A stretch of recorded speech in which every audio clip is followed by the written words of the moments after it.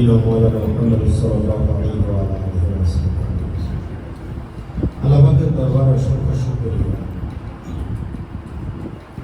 যে মহান রব্বুল আলামিন আমাদেরকে দ্বীনি পরিবেশে এসে দ্বীনি কথাবার্তা বলার শোনার পরামর্শ দেওয়ার তৌফিক দান করেছেন। সকলে আলহামদুলিল্লাহ। দুনিয়াটা মনে হচ্ছে একটা জিনিস, এখানে আমরা সকলে এসেছি, আসার একটা সিরিয়াল আছে, যাওয়ার কোনো সিরিয়াল নেই। যে কোনো মুহূর্তে আমরা দুনিয়া থেকে বিদায় নিয়ে চলব। দুনিয়াটা হচ্ছে সংক্ষিপ্ত একটা জিন্দিগি, আসল জিন্দিগি হলো কবর, যার শুরু হবে শেষ হবে। আমরা অনেক সময় দুনিয়ার মুখ পড়ে অনেস্থায়ী সংযুক্ত দুনিয়া, এখানে বেশি ফিকির করি, এটার চাকচক্য কি বেশি থাকায় এক পর্যায়ে গিয়ে জীবনটা এলোমেলো আমরা কবর চলছে। পরে কবর থেকে আযাব অশান্তি শুরু। যারা চালাক তারা কিন্তু এটা করে, তারা এই ক্ষণস্থায়ী জিন্দিগিতে জরুরত যা দরকার তা, বাকি তাদের পুরো ফিকিরটা থাকে পরকালে। আজকে আপনারা এখানে যারা এসেছেন সবাই অভিভাবক অভিভাবিকা, আপনারা অত্যন্ত সৌভাগ্যবান। দুনিয়ার জমিনে জান্নাতে কিছু কাফেলা আছে, মানে যারা জান্নাতে যাবে দুনিয়াতে কাফেলা। তার মধ্যে এক নম্বর জান্নাতি কাফেলা হলো তালেবে ইলম, যারা মাদ্রাসায় লেখাপড়া করে। আপনি যদি জান্নাতে যাবে এরকম কাউকে দেখতে চান, তাহলে আপনি দেখবেন এই যে ছাত্র দ্বারা মাদ্রাসায় লেখাপড়া। দুই নম্বর হলো আলেম, যারা তাদেরকে পড়ায়, যারা তাদেরকে। তিন নম্বর হলো যারা তাদেরকে সহযোগিতা করে, মহব্বত করে, ভালোবাসে। চার নম্বর হলো তাদের যারা আলেম ওলামার কথাবার্তা পরামর্শ নিয়ে জীবন যাপন। সেই হিসাবে আমরা বলতে পারি যাদের সন্তান এখানে পড়ে, তাদের পিতা মাতা যারা আছে তারাও কিন্তু জান্নাতি কাফেলা, তারা ওই ছেলের ওসিলায় জান্নাতি কাফেলা। হাদিস শরীফে আছে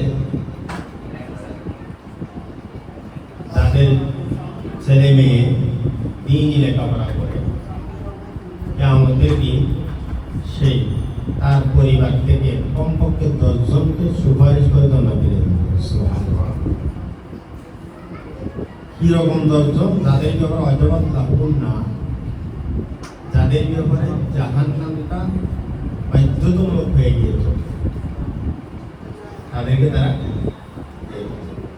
তো সেই হিসাবে আজকে আপনারা মনে করতে পারেন ছোট্ট একটা ঘর, পরিবেশ লাগে, লেখাপড়া করে, যে লেখাপড়া দুনিয়াবি কোনো তেমন মূল্যায়ন নেই।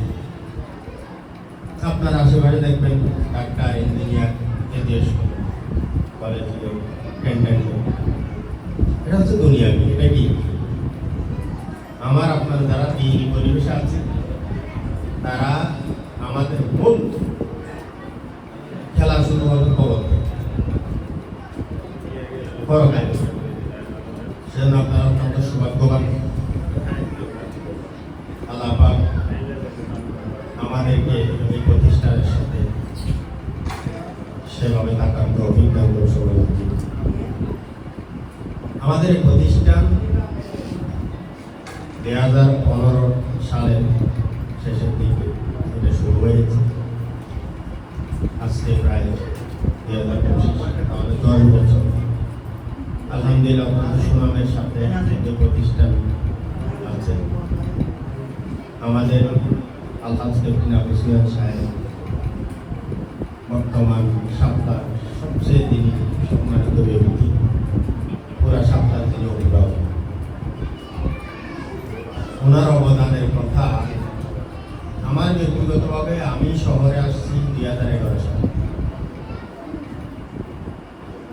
তারপর এখানে শাপলা মসজিদে 2014 সালে আমি আসছি।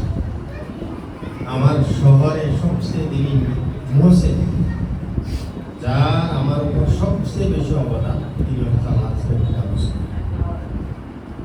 উনি আমাদেরকে, আমি এবং আমাদের মোহসেন এই পাশের যে জায়গাটা, একটা শহরের জায়গা, একেবারে বিনামূল্যে আমাদের এটা এই সময়ে এটা কল্পনা করা, বিশ্বাস করা। এবার এখানে নিস্তারা জীবন স্যারের নামে একটা ব্যবসা থাকতো, উপরে মোটামুটি আমরা বাসা বাড়িয়ে আমরা করিও ফেলতেছি। এবার এই প্রতিষ্ঠানে সমসাময়িক অনেক অবদান। করোনার সময় প্রতিষ্ঠান বন্ধ ছিল, 80,000 টাকা আমার ভাড়া স্যার এমনি মাপ দিয়েছে। আমার সবচেয়ে মন বলতো স্যার। এখন আসলে বাস্তবতা হচ্ছে আমি আছি একটা বড় জামি, আলিশর যেটা 6 তলা বড় সেটা আমি পরিচালক, ওটার অনেক ব্যস্ততা। সেই হিসাবে এখানে এই বছর নাই, আগের 2 বছর কিন্তু এলোমেলো হয়েছে। আমি এটা দূর থেকে ফলো করেছি। এক ধরনের একটু বদনামও হয়ে গিয়েছে লেখাপড়া বিষয়ে। আমি পরে এই বছর শুরুতে সিরিয়াসলি স্যারের সাথে পরামর্শ করে আমি বললাম, স্যার এখানে কিছু শিক্ষক কাটছে, একটু ভালো সব একেবারে এই বছর আমি তো চ্যালেঞ্জ করবো, আপনারা আশা করি কোনো ধরনের লেখাপড়ার বিষয়ে কঠিন পরে না। কিন্তু সমস্যা হয়ে গেছে ওই 2 বছরে আমাদের ছাত্র জড়িয়েছে। ছাত্র কম হওয়াতে আমাদের পোষাই একটু কষ্ট। আর স্যার যে বলেছে ইয়ং কিছু হাফেজ, এখন আমাদের এই মাদ্রাসায় যারা শিক্ষক আছে সব এখানকার ছাত্র,